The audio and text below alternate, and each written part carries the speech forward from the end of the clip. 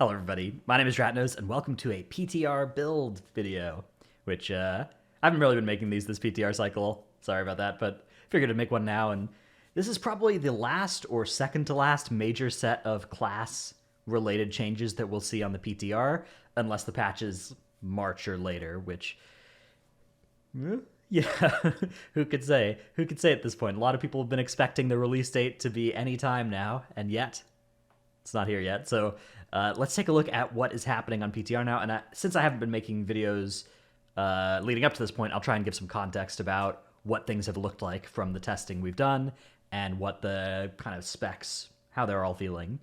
So first off, we've got some a change here to Blind Faith to stop letting you stack this up. This was possible with the combination of like the 4 set and a bunch of talents and stuff, let you get back to your Elysian Decree before you ran out of your old Blind Faith effect. It was a strong thing that Vengeance Demon Hunters could do as Kyrian. It was also kind of annoying because you needed to like wait until it was just about to fall off, or until it had fallen off before you pressed it again, or else you'd be losing damage. So that's kind of nice.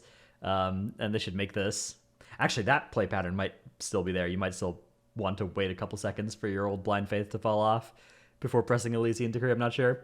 Anyways, probably a deserved cap on how good that can get for the Demon Hunter. Druid, we have a slight change here, which is adding Sunfire to their aura. So this, for those who don't know, specs have auras that get kind of adjusted throughout an expansion. Usually at the start of an expansion, they'll fix it all down to 0, and then this is kind of like the within the expansion tuning knob that they'll use to buff or nerf a spec as needed. So right now you can see the Resto Druid aura is at 37%, so 37% buff on the base numbers that all these abilities had coming into Shadowlands, and they're moving Sunfire into the category of things that are affected by this, and then they're also nerfing just Sunfire. So I don't know. This to me, this just looks like some weird juggling of nothing actually happening. If anything, it's either a slight buff or a nerf to Sunfire. Probably a slight buff if I had to guess, but yeah, I don't know. Weird. Okay, here's one of the big ones. Kindred Affinity.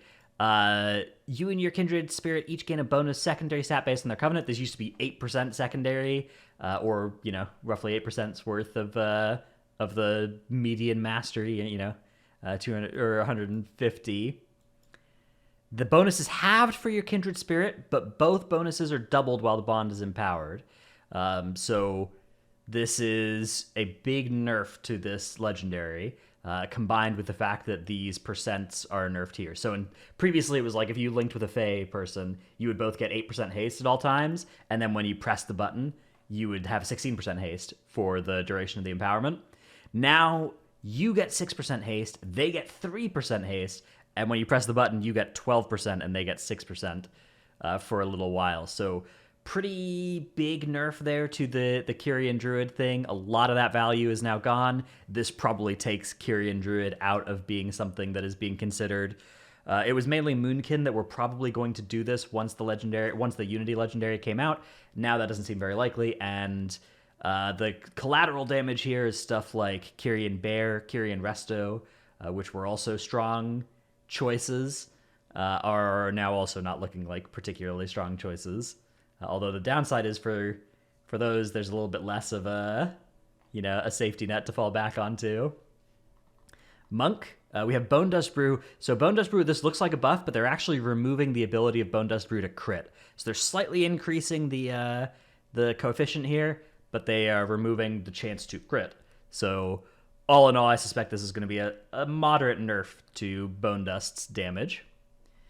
Sinister Teachings, this is the Venthyr one, and they're cutting in half the amount of cooldown reduction that Venthyr monks will get. This was mostly a Mistweaver piece of technology, and my understanding is it's a reasonable nerf to the Mistweaver. In fact, you can see they're only nerfing it for Mistweaver. The number is saying the same for Brewmaster and Windwalker down here. So yeah, nerfing the Mistweaver side of things here, and I don't know anything about the implications of that for Venthyr Mistweaver, if that changes their Covenant plans or anything like that. I will say Venthyr Mistweaver looked good on PTR. I'm not sure if it still does or anything. This is probably not enough to kill it, but I don't know. I don't really know anything about how this spec works. All right, Paladin. We have a Holy Paladin aura buff. What the? Holy Paladin they're getting a 6% damage and healing buff? I guess this is after all the nerfs they got last time. They figured it was too much. And so they're buffing Holy Paladin again. Dangerous place to go, man. I wasn't even convinced that the nerfs before were going to be enough to keep them down. But we'll see. Yeah, it looks like a 6% buff coming in here on most of these effects for Holy Paladin. Priest, we have some mana buffs, right? Stuff's going to cost less mana. And they are changing some of the wording to the Afterlife talent to make it a little bit more clear what it does, which is basically when you're in spirit form, you can res somebody else at the cost of ending that spirit form, which is a pretty cool effect, and it doesn't cost a B-res, so it's actually quite cool. I don't know if it'll be worth using or actually feasible to get reliable value out of, but it's definitely a cool effect. There's also a nerf here to the Paladin command Necrolord thing for Shadow. Nerf of its spell power by almost cutting it in half there, like a 40% nerf to the damage on the Paladin command Rattling Mage blasts. So that's sizable. Necrolord Shadow was doing a lot of damage on PTR. I don't know if this is enough to bring it down, but possibly this takes it from a spec you'd play multiple copies of to a spec you play one copy of, or maybe Shadow. What's happened the last several patches has been I've thought Shadow was good. Shadow got what looked like a small nerf right before the patch came out, and then Shadow wasn't good. So that might be the cycle repeating itself again here. We've got some nerf or some buffs to enhancement on the mana cost here, which I guess they could themselves, and Blizzard doesn't usually like it when you can yourself as a DPS class that doesn't interact with mana, so you can see they are cutting the mana costs by 80%. 80% of that mana cost is getting lopped off on these spells, and that should hopefully make it so you can't yourself as an enhancement shaman without doing the stuff that you're supposed to yourself by doing, which is like healing, purging, that kind of stuff. Ride the Lightning buff as well. This, I think, also made it to live recently, too, in a hotfix, so just matching that to PTR. Splintered Elements buff to this room carving power, which is the Primordial Wave one. This also was buffed last time, I think, as well. I think this 10% number was in the last PTR build was a buff there, and now they're increasing the timer on it as well. My understanding is for the Shaman specs I know about, this thing is still pretty anemic, uninteresting. But, you buff the little numbers on something enough, eventually it does get good. I'm just not sure how close this is going to be and for which specs. Also, reverting the buff here to the Elysian Dirge Potency Conduit, which is the Kyrian Shaman Conduit. I think that buff was absolutely warranted for enhancement and for elemental, but for restoration, it was quite a crazy buff to be doing. So it was making them doing so much damage. So I think a deserved look at that. And I do think, buffing the base numbers of Vesper Totem for the non-resto specs for Shaman would be a good thing to do.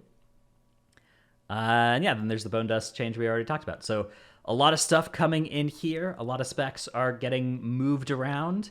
I think the biggest one's going to be the Kyrian Druid, I think is like dead. The most dead of anything we've looked at here. And other than that, it looks like mostly like good stuff that has gotten a little bit nerfed, but still potentially is still going to be good. So, yeah, there's your PTR build. I'll put the link to these notes in the description down below. And soon, probably next PTR build or next week if we don't get a new PTR build, I will start making like predictions of what specs are going to look like in Race to World First and everything like that. Because I do like making those videos. I know a lot of people have already been making those videos, but I don't like making those videos when there are still several buff and nerf changes in the future, which I think there's probably 0 to 1 of these big changes still in our future. Could be 2, though. Anyways, thanks for watching, and I'll see you in the next one. Wait. Don't go yet. We also have some tier set changes that I missed that are coming to this build. So, we have Endless Rune Waltz. This is the 2-piece for Blood Decay, which is while your Dancing Rune weapon is active, Heart Strike extends the duration of Dancing Rune weapon by 0.5 seconds and increases your strength, persisting for 10 seconds after rune weapon ends. Yeah, so this is the same thing. They're just clearing up the language to make it more clear how that works. All right. And we have... There was some bug fix with the Glacial Advance thing, which I assume is what this text is about. Your minions deal 5% increased damage. When Soul Reaper's secondary effect triggers, this bonus increases to 25% for 8 seconds, so a buff to the value of the Unholy 4 set during execute. Sickle of the Lion has been target soft capped to 8, which this thing was doing a lot of damage, but also Feral needs a lot of love, so...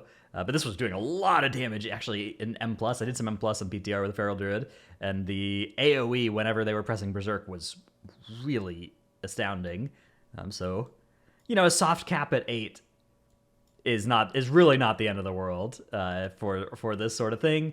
It'll still be just as powerful on single target, just as powerful on most trash pulls, but for like really, really big AoE, they're not gonna be doing 200,000 DPS or something anymore.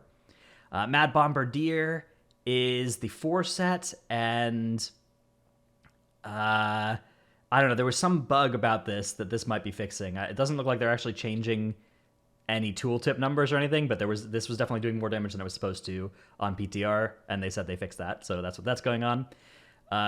Light of Dawn. Okay, all right, so we saw some Holy Aura buffs, but there's also Holy nerfs here to this 4 set, which is only a 50% chance per target hit by Light of Dawn to reduce the remaining cooldown of Avenging Wrath by 2 seconds. I would much rather see this as an 100% chance for 1 second than a 50% chance for 2 seconds on a healer. If I was playing healer, it would just be more annoying to have the uncertainty, but, you know, fair enough. It's not going to be a big deal, right? You're hitting enough targets over the cooldown of your Avenging Wrath that it'll mostly equal out. Nerf here to the 4 set of Shadow in addition to their... Wow, in addition to that Necrolord nerf, so Shadow may be getting put into the dirt here with, again, this is a huge spell power coefficient nerf to that Living Shadow effect, so... Well, farewell, Shadow Priest. It was nice playing with you again for PTR cycle. Hope to see you in the 10.0 beta, and then in the 10.1 PTR after that, I assume. Pistol Shot here, we've gotten 100% chance instead of a 50% chance to load one of these bullets, so double the power of the 4 set here for Outlaw, if I'm not mistaken on how that's going to work. So good size buff to certainly a tier set and a spec that needed it. At some point they should think about letting Outlaw rogues hit a 6th target, but I guess that's not in the cards just yet. Nerfs here to the Subtlety 2 and 4 sets. Slight nerfs here, 25% nerfs to these numbers. And then, let's see. This appears to be just a wording change on the 4 set for Destro. And, yeah, okay, so they're just giving it a name instead of defining the effect within itself. Makes a lot of sense. This will make it a little bit easier to track and understand what's going on. No functional changes here from what I can see. This tier set remains quite strong in like M+ and AoE situations. And I'm not sure if you'll play much Destro in Raid for fights that aren't big, like first boss type AoE. We'll see. Anyways, that is now the end of the video. Hope you enjoyed. See you in the next one. Bye.